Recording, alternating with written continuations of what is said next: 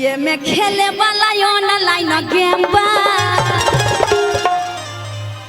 आ हमारा ढोरी में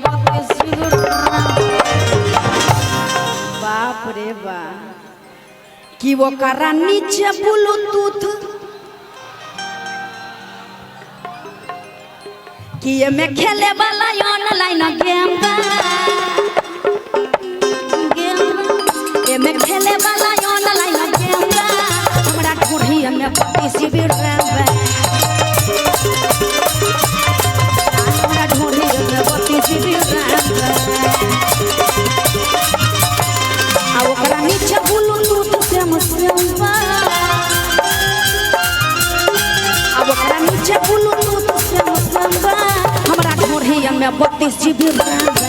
आ हमरा ढोरी में 32 GB रैम बा आ हमरा ढोरी में 32 GB रैम बा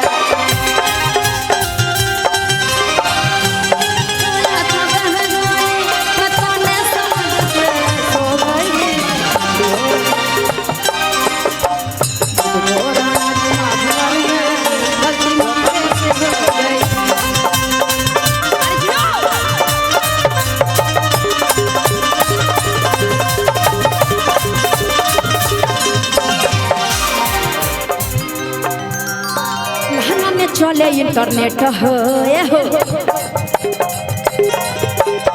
लहंगा में चले इंटरनेट हो सारा फंक्शन बसेट हो लहंगा में चले इंटरनेट हो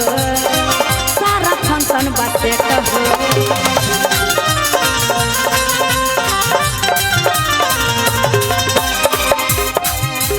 से अच्छा पीछे के फर्रे माबा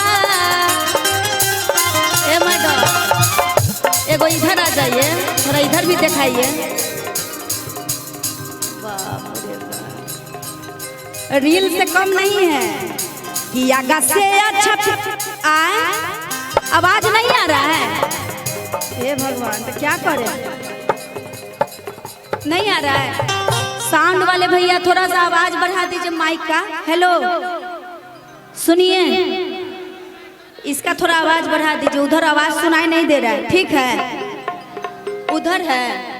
इधर का दो आवाज नहीं सुनाई दे रहा है अब ठीक है अब ठीक बा अब जाता नो आए नहीं जा रहा है बाप रे अच्छा उधर साउंड न लगा हुआ है मेन बात इधर है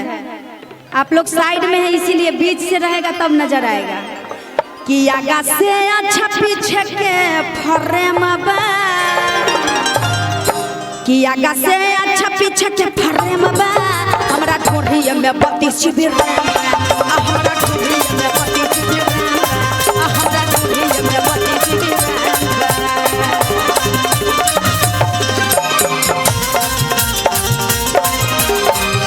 के घर में छोड़ के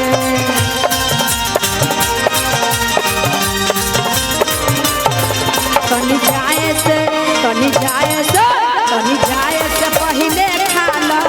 उठलानी से रोटी बोल के कहीं जाए से पहले खाना उठलानी से रोटी बोल